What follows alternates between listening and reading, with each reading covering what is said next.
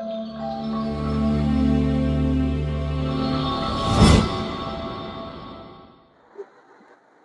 बच्चों, welcome to the विद्यार्थी। आज मैं बहुत दिन के बाद वीडियो बना रहा हूँ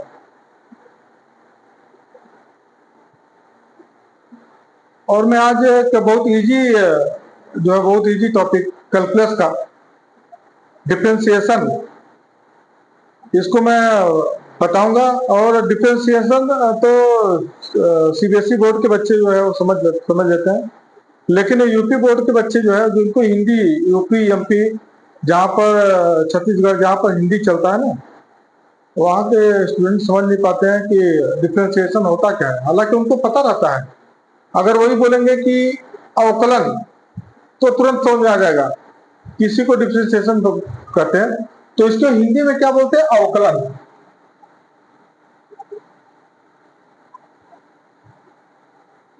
अवकलन। और इंटीग्रेशन को जो बोलते हैं वो समाकलन बोलते हैं। तो थोड़ा सा ये नाम का ही डिफरेंस होता है। नाम के डिफरेंस की वजह से ना वो बच्चों को समझ में आता नहीं है। जैसे साइंस में क्या है कि उत्प्लावन बल, उत्प्लावन बल तो बच्चे समझते हैं, उत्प्लावन बल हिंदी मीडियम वाले, लेकिन ये पूछो बाउंसी फोर्स क्या होता है तो बता नहीं पाते हैं। जो कि बाउंसी फोर्स और उत्प्लावन बल एक ही जैसा है, एक ही चीज है, एक ही जैसा नहीं, एक ही चीज है, तो नाम का डिफरेंस हो जाता है। तो कुछ बच्चे तो यूपी बोर्ड के इंग्लिश टर्म को पढ़ लेते हैं, और आजकल तो बच्चे पढ़ना शुरू भी कर दिए हैं। अब ये नहीं बोल सकते हैं कि नहीं, गांव के बच्चे अब कोई प्योर हिंदी वाले ही हैं। उनके घर में अब खड़ी भाषा का कल्चर हो गया है, इंग्लिश कुछ वर्ड का यूज भी करने लगे हैं। लेकिन कुछ कुछ बच्चों को अभी है जो बहुत ही पिछड़े हैं, बहुत पिछड़े मतलब बहुत एजुकेशन में काफी उनके यहाँ न कोचिंग सुविधा न कुछ सुविधा। तो ऐसे में जो है उन लोग को डिफरेंशिएशन बताने का मतलब यह है कि अवकलन बोलना पड़ेगा, तब वो समझ पाएंगे। हालांकि वो उतने ही पढ़ने में अच्छे होते हैं जितने पढ़ने में डिफरेंशिएशन जो पढ़ता है, जो तेज होता है, उतने तेज अवकलन वाले बच्चे भी होते हैं। लेकिन नाम की वजह से जो है उनको दिक्कत होने लगता है। इसीलिए मैं दोनों चीज बता रहा हूँ, अवकलन और डिफरेंशिएशन दोनों एक ही चीज है। अगर इंग्लिश मीडियम के बच्चे कोई पूछ दिया, हिंदी मीडियम का कोई टीचर पूछ दिया कि अवकलन क्या होता है, तो वो देखने लगता है अवकलन तो मैं पढ़ा ही नहीं, जबकि बोलता है नहीं नहीं 12th का है और ये कैलकुलस का है। तो कैलकुलस तो समझ जाएगा, कैलकुलस, क्योंकि हिंदी में भी कैलकुलस बोलते हैं और इंग्लिश में भी कैलकुलस बोलते हैं सब्जेक्ट के हिसाब से। तो सोचने लगता है कि अवकलन मैं कहाँ पढ़ा था, लेकिन अवकलन में पढ़ा था, डिफरेंशिएशन बोल के पढ़ा था, इसलिए उसको समझ आ रहा था। तो इसीलिए मैं दोनों लिख दिया हूँ, डिफरेंशिएशन और अवकलन। अब आते हैं जो डिफरेंशिएशन, मैं डिफरेंशिएशन नहीं बोलूंगा, आप अवकलन समझ लीजिएगा। डिफरेंशिएशन जो होता है ना, वो किसी पार्ट को अलग अलग पार्ट में तोड़ने को बोलते हैं, उसको डिफरेंशिएशन बोलते हैं, है ना। छोटे छोटे पार्ट में तोड़ने को क्या बोलते थे? डिफरेंशिएशन बोलते हैं। अब जैसे मान लीजिए कि सबसे फर्स्ट जो हम स्टार्ट करते हैं, जो कि फार्मूला के बेस पर चलता है ना। और फार्मूला याद हुआ तो क्वेश्चन आया, नहीं याद हुआ तो क्वेश्चन गया, ये भी रिस्क होता है। तो हम फार्मूला के बेस से ही पढ़ेंगे, लेकिन फार्मूला को याद करके नहीं पढ़ेंगे। विदाउट फार्मूला बोल सकते हैं उसको, विदाउट फार्मूला सॉल्व करेंगे। फार्मूला अप्लाई करेंगे, लेकिन आपको पता भी नहीं चलेगा हमने फार्मूला अप्लाई कर दिया, और फार्मूला याद भी नहीं था, अप्लाई कर दिया, और चेक करने वालों को मिलेगा ये फार्मूला सही लगाया गया है ना। तो सबसे बड़ा दिक्कत होता है फार्मूला को याद करना। याद करने के बाद जो है 10 फार्मूला को याद करना है, एक ही फार्मूला कहीं अप्लाई होगा, उसको उसमें सर्च करना है कौन सा फार्मूला अप्लाई होगा, सबसे बड़ी समस्या होती है। ठीक है, अब हम आगे बढ़ते हैं। तो सबसे पहला फर्स्ट जो होता है कांस्टेंट नंबर, ठीक है, कांस्टेंट नंबर। कांस्टेंट तो सब जानते हैं, जो जिसका वैल्यू चेंज नहीं हो सकता है, जिसका वैल्यू चेंज नहीं हो सकता है। अब बात आती है, बच्चे बार बार कंफ्यूज हो जाते हैं कि x हो गया, y हो गया, z हो गया, 1 हो गया, 2 हो गया, 4 हो गया, 0.7 हो गया, -7 हो गया, और तमाम जो नंबर है इसमें दोनों को अलग करना बड़ा मुश्किल हो जाता है, किसको बोलेंगे कांस्टेंट है, किसको बोलेंगे जो है वेरिएबल है, दोनों में अंतर करना डिफरेंस हो जाता है। मैं एक ही बात बोलता हूँ कि जिसका वैल्यू सब जानते हैं वो होता है कांस्टेंट, जिसका वैल्यू सब नहीं जानते हैं, जिनका लोगों का अलग अलग विचार होता है, उसको बोलते हैं वेरिएबल। अब जैसे कि एग्जाम्पल हम लेते हैं, यहां से स्टार्ट करते हैं। पहले हम कोई नंबर लेते हैं 4, ये क्या लिखा है 4, कहीं भी जाएंगे दिखाएंगे क्या बोलेगा 4, कहीं भी जाएंगे इंडिया किसी कोने में जाएंगे दिखाएंगे क्या बोलेगा 4। अगर बाई मिस्टेक आप उसको 5 बोल दिए तो अगला बोलेगा पागल हो चुका है, इसको क्या तो टेबल नहीं आ रहा या काउंटिंग नहीं पड़ा है, ये नंबर जानता ही नहीं है। मतलब इसका मतलब यह है कि एक कांस्टेंट नंबर है, इसको सब जानते हैं, ये 4 है। लेकिन अगर इस x को लेके जाइए या y को लेके जाइए या z को लेके जाइए, किसी से पूछिए कि x का क्या वैल्यू होगा, तो पहले तो सोचेगा, तो तुरंत फटाक से जिस फ्लो में बोल दिया 4 है, उस फ्लो में तो बोल नहीं पाएगा।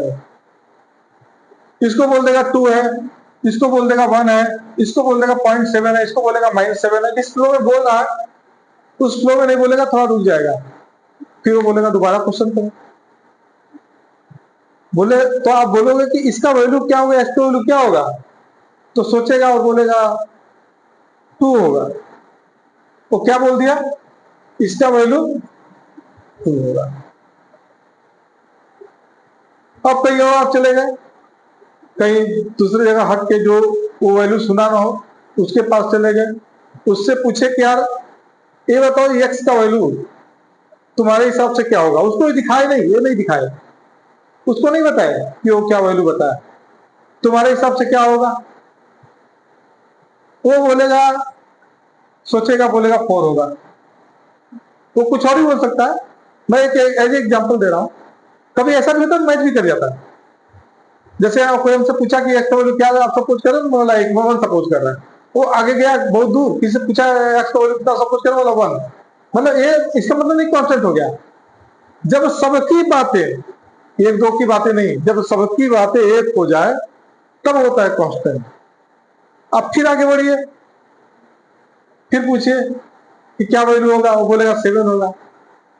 तो बार बार इसी का वैल्यू चेंज हो रहा है, इसी तरह इसका वैल्यू चेंज होगा, इस तरह इसका वैल्यू चेंज होगा। इसका मतलब यही है कि यही है वेरिएबल, हमको मिल गया यही है वेरिएबल। लेकिन इस सब में ये सब क्वेश्चन लेके जाएंगे ना, तो जो लिखा है वही आपको बताएगा, इसको बोलते हैं कांस्टेंट। क्या बोलेंगे इसको, कांस्टेंट। अब तो कंफ्यूजन नहीं है ना। हाँ, अब हमारा कांस्टेंट और वेरिएबल क्लियर हो गया, इसमें कोई डाउट नहीं है। अब आते हैं, क्वेश्चन की बारी आती है कि क्वेश्चन कैसे सॉल्व करें उसका। तो सबसे पहला काम जो हम जानते हैं कि किसी भी नंबर का डिफरेंशिएशन, अच्छा डिफरेंशिएशन को हम किससे डिनोट करते हैं, किससे हम उसको इंडिकेट करते हैं, है ना, कैसे पहचानेंगे, तो वहां पर डी बाई डी एक्स लगा होगा। D by D X, D by D Y, D by D Z, जिसके अगेंस्ट में करना है, जिसके सापेक्ष में करना है वो लिखा रहेगा। किसका करना है, किसके, यक्स के, यक्स का करना है, जो नीचे लिखा उसी उसी का करना है, उसी यक्स का जो मिलेगा उसी का करना है, जो यक्स का मिलेगा पार्ट उसी का हमको डिफरेंशिएशन करना है। हालांकि डिफरेंशिएशन सबका करना है, लेकिन यक्स का ही हम ज्यादा यक्स का ही करते हैं। नंबर होता है तो नंबर में भी हम आपको बताते हैं कि नंबर में जो होता है कांस्टेंट का 0, तो कोई इसी टॉपिक पर आपका आ रहा है। तो डी बाई डी एक्स कोई कांस्टेंट नंबर हो गया 4, इसका वैल्यू होता है 0, ये तो हम लोग याद कर लेते हैं, लेकिन कॉन्सेप्ट क्लियर नहीं हो पाता है कि 0 क्यों हुआ, बाकी सबका तो कुछ न कुछ होता रहता है कि 0 क्यों होता है। तो सबसे पहला काम करेंगे डी बाई डी एक्स, 4 के साथ कोई हम इस ऐसा कोई एक्स का पार्ट हम ऐड करेंगे। ऐड मतलब अपने से नहीं करेंगे, इसी में सब क्रिएट करेंगे। तो इसको हम लिख सकते हैं 4x के पावर 0 क्रिएशन हो गया। क्यों हुआ? क्योंकि 4 इंटू 1 को लिख सकते हैं x के पावर 0, y के पावर 0, z के पावर 0, 100 के power 0, any number power 0 equal to 1 हमने 0 कर दिया। ये चीज आएगा नहीं, मैं आपको समझा रहा हूँ केवल, ये वास्तव में आया कहां से, क्योंकि बेसिक चीज तो पता होना चाहिए ना। हम याद कर लिए, बड़ा आसान है याद करना। क्वेश्चन 0 होता है, लेकिन कोई क्वेश्चन पूछ देता है तो क्वेश्चन 0 क्यों होता है, तो हम ही बोलते हैं पढ़े हैं क्वेश्चन 0 होता है। क्यों होता है उसको, उस क्वेश्चन को हम उसको उसका आंसर दे नहीं पाते हैं, गोल में घुमा देते हैं कि नहीं क्वेश्चन का 0 ही होता है, मैं पढ़ा हूं, ऐसा बुक में दिया है या कोई बताया है ना। तो बुक में भी एक्सप्लेन किया रहेगा, अगर आप खोजेंगे बुक में भी तो मिल जाएगा। अब तो हो जाएगा D by D x, 4 D by D x x पर 0। जो 4 नंबर है इसको बाहर कर देंगे, इसका डिफरेंशिएशन होता नहीं है। अगर कांस्टेंट वेरिएबल साथ में है ना तो कांस्टेंट को हम अलग कर देते हैं, कांस्टेंट को अलग कर दिए, वेरिएबल को हम ले लिए, इसी को हम कर रहा था, हमको एक मिल गया। अब हो गया 4 इंटू, अब एक पावर जो होता है ना नीचे आ जाता है, तो 0 आ जाएगा यहाँ, ये इंटू एक्स के पावर 0 माइनस 1, ये पावर यहाँ 0 यहाँ आ जाएगा, 0 में -1, एक 1 मतलब 1 माइनस होता है, पावर में 1 माइनस होता है हमेशा। आगे क्लियर हो जाएगा अभी, तो इसको मैं क्लियर लिख देता हूं। 4 हो गया 4 इंटू 0 इंटू एक्स के पावर 0 माइनस 1, 4 इंटू 0 एक्स के पावर -1। अब किसी भी नंबर में अगर 0 मल्टीप्लाई हो गया तो वो नंबर पूरा 0 ही हो जाता है, वो क्या हो जाता है, पूरा नंबर 0 ही हो जाता है, ठीक है ना। तो अब ये क्या हो गया, हमारा 0 हो गया, इसका पूरा आंसर कितना आ गया, 0। तो इसीलिए बोलते हैं कि जो कांस्टेंट होता है उसका कितना होता है, उसका 0 होता है, ठीक है। अब कांस्टेंट कौन सा होता है ये भी आपको क्लियर हो गया। अब आते हैं आगे, एक्स का पार्ट लेते हैं।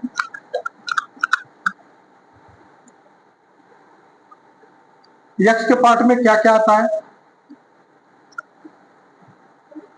अब जैसे एक्स के पावर 4, इसका डी बाई डी एक्स करना है,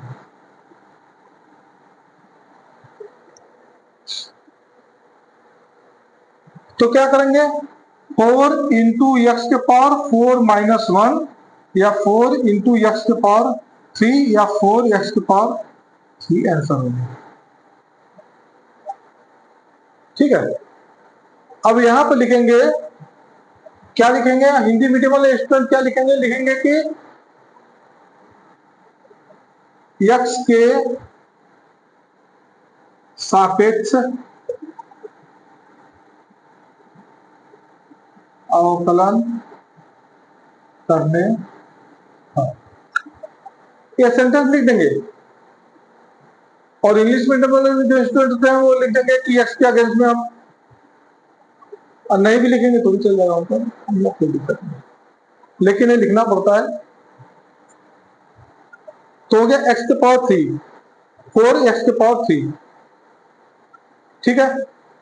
अब एक क्वेश्चन उसमें और आता है, अभी जो मैं पिछला बता रहा हूं उसमें एक डाउट और आता है, बहुत बच्चे हैं जिनको डाउट उसमें रहता है, वो बोलते हैं कि आंसर तो आ गया, गलत कर जाता है, बोल कटा कटा क्यों, अगर डी बाई डी एक्स है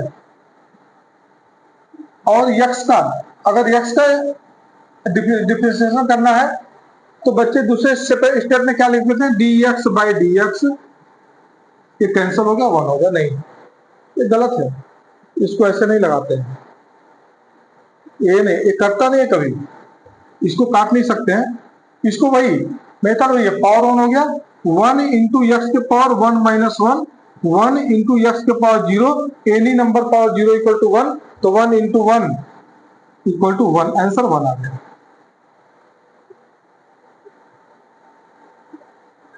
आंसर क्या आ गया, 1 आ गया, ठीक है। तो अब आते हैं इसका, इससे थोड़ा बड़ा पावर लेके देखते हैं। जैसे x के पावर 4, x के पावर 4 लेते हैं, तो हम लेते हैं x के power 4 D by D x. इसको ब्रैकेट में रखेंगे तो बेटर रहेगा, नहीं रखेंगे तो भी चलेगा। आगे चल के जब थोड़ा जानकारी ज्यादा हो जाता है ना तो ब्रैकेट ब्रैकेट नहीं लगाते हैं। ये तो लर्निंग, शुरुआत सीखने के टाइम में जो है ध्यान देते हैं, और ध्यान देना भी चाहिए। हाँ, शॉर्टकट के चक्कर में बाद में लॉन्ग कट करना पड़ता है। कोई क्वेश्चन गलत हो गया ना तो 10 सेकंड के चक्कर में 15 मिनट वेस्ट हो जाता है। तो बेटर है कि आप बाई प्रोसीजर ही करिए। बाई प्रोसीजर में जैसे मैं बता रहा हूं, अगर ब्रैकेट लगाना चाहते हैं तो और बेटर है। अब इसमें हम क्या है, इसका करते हैं तो 4 नीचे आ जाएगा, तो 4 एक्स के पावर 4 माइनस 1 या 4 एक्स के पावर 3, आंसर आ गया।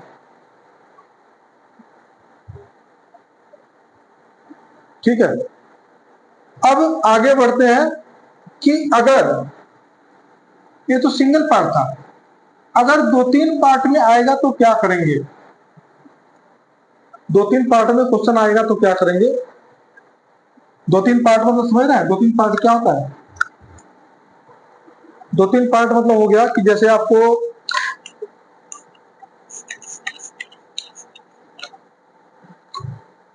थोड़ा बोर्ड काला हो जा रहा है ना मेरा, तो इस वजह से सफाई करना पड़ेगा तो आपको क्लियर दिख पाएगा।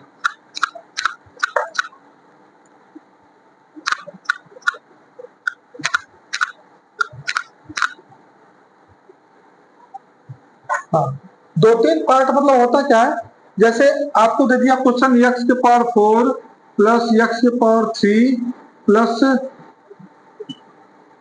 x के पावर 7 प्लस 4, इस टाइप का क्वेश्चन दे दिया और इसका डी बाई डी एक्स करना है।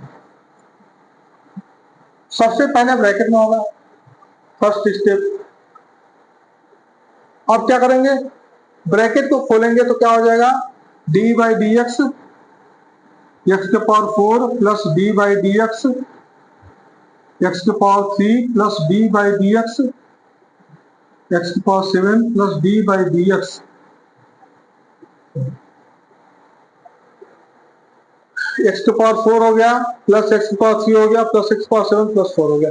हमने इसको अलग अलग कर दिया, प्रोसीजर वही होगा जो हमने बताया आपको। 4 यहाँ आ जाएगा स्टार्टिंग में, तो 4 इंटू एक्स, एक्स के power 4 minus 1 plus 3 into x के power 3 minus 1 plus 7 into x के power 7 minus 1 plus any number constant का क्या होता है, जीरो। क्या होता है, जीरो हमने बता चुका है, हम बता चुके जीरो होता है। आप जीरो लिख दीजिए फ्रीक्वेंटली, कोई कुछ नहीं बोलेगा। वो तो हमने इससे समझाया कि आप कोई अगर पूछे कि कांस्टेंट जीरो क्यों होता है तो ये नहीं हम बोल सकते कि नहीं बुक में दिया है या हम पढ़े हैं, ऐसा कुछ ऐसे ही होता है। प्रोसीजर बता दीजिए, ऐसे ही होता है, यहां से जीरो आया है। क्योंकि पढ़िए तो पूरे कॉन्सेप्ट के साथ पढ़िए। क्वेश्चन करने वाला देखता नहीं है कि हम क्या क्वेश्चन कर रहे हैं, ये क्यों होता है, सबसे पहला क्वेश्चन उसका ये आता है, ये ऐसे होता है, ये आपका क्वेश्चन होता है, आंसर होता है। ठीक है, तो 4 एक्स के power 3 plus 3 x square plus 7 x के पावर 6 प्लस 0।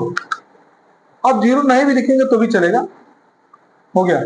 ठीक है, ये आपका आंसर आ गया। ठीक है, अब इसके बाद एक्स का तो हो गया, एक्स का जो क्वेश्चन था वो खत्म हो गया। अब आते हैं, एक और आता है e के पावर एक्स। अगर कोई दे दिया, अभी तो x square x cube x के power 4 x power 7 x power 1000 सब कुछ पढ़ लिया। अब कोई दे दिया कि e के पावर एक्स, इसका ddx करना है, तो हम कैसे करेंगे, इसका अवकलन करना है तो हम कैसे करेंगे। तो जो e के पावर x का होता है ना, उसका जो आंसर था e के पावर x ही होता है, सेम वही मिलेगी, उसमें कुछ करने की आवश्यकता ही नहीं है। अब आता है थर्ड में, ये आपको मैं आइडेंटिटी बता रहा हूं, ये आइडेंटिटी है। एक और आइडेंटिटी था एक्स के पावर एन, जो पावर आपको बताया एन एक्स के power N minus one. N और एक्स में आप डिफरेंस करिएगा, ये एक्स है एन है, एन है एक्स है एन है, क्योंकि एग्जाम में गलत हो जाता है। एन और एक्स में एग्जामर डिफरेंस नहीं कर पाता है, काट देता है क्वेश्चन। ये होगा फर्स्ट फार्मूला, ये होगा सेकंड फार्मूला। हमने ये फार्मूला आपको अप्लाई किया लेकिन आपको पता नहीं चला ना, हाँ ऐसे अप्लाई कराएंगे। अब आता है एक और कि लॉग एक्स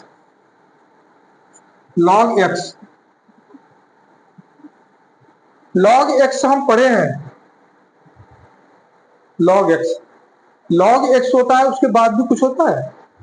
लॉग एक्स है, नहीं पूछा तो बेस ई है। क्या है? Base E, log a base ई, ठीक है। लॉग ए बेस ई है, तो इसका जो डी बाई डी एक्स होगा ना, इसका होता है वन बाई एक्स। क्या होता है? One by x. अब आते हैं, ये हो गया थर्ड फॉर्मूला। अब आते हैं साइन पर।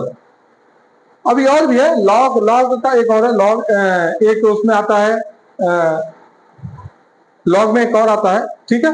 लेकिन अभी हम आपको नहीं बताएंगे, क्योंकि उसमें जो है आपको कंफ्यूजन होगा। ये आपको बता ही देते हैं, अगर आप जानना चाहते हैं तो देख लीजिए। ए की power x D by D x,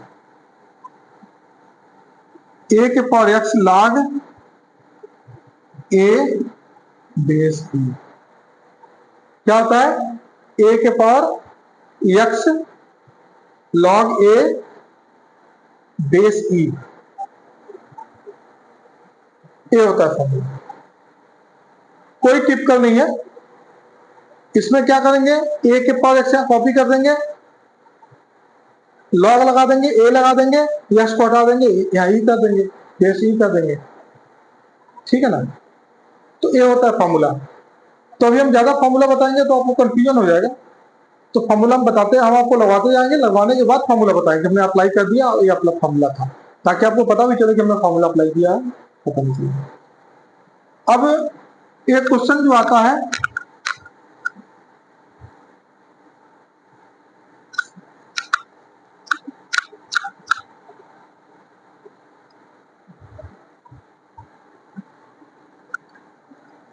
एक क्वेश्चन आता है एक्स के power 4 plus x square plus log x plus e के पावर एक्स, इसका करना है डी बाई डी एक्स। सबसे पहले लगाएंगे ब्रैकेट,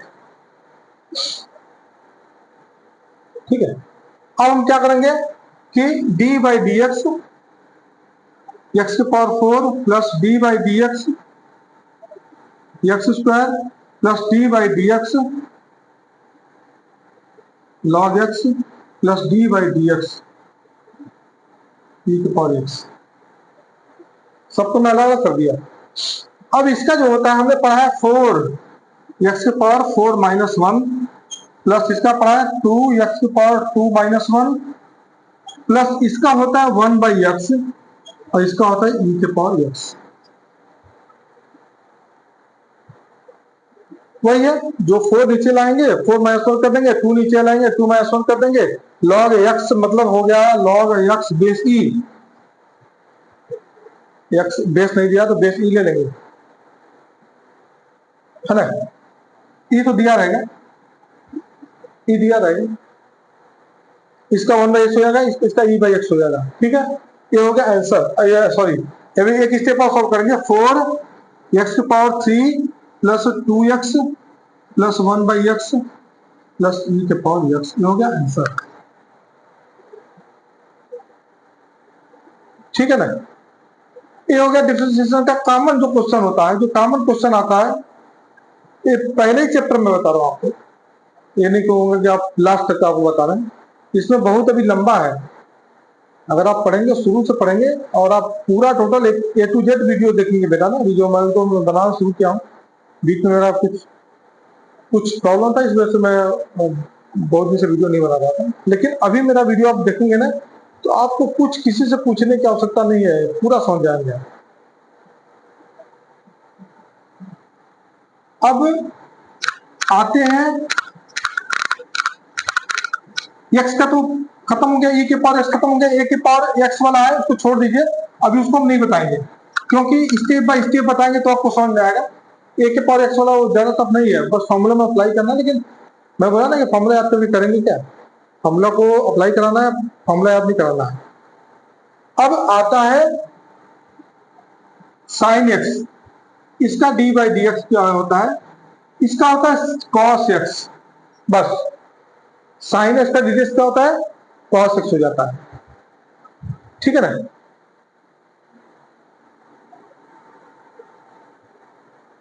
अब क्वेश्चन कुछ भी आता है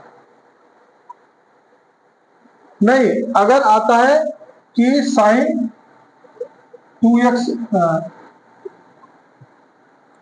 साइन 2x ddx करना है, इसका cos 2x नहीं होगा, cos 2x के अलावा भी और भी होगा, वो दूसरा प्रोसीजर है। अभी मैं आपको सिंपल बता रहा हूं, है ना।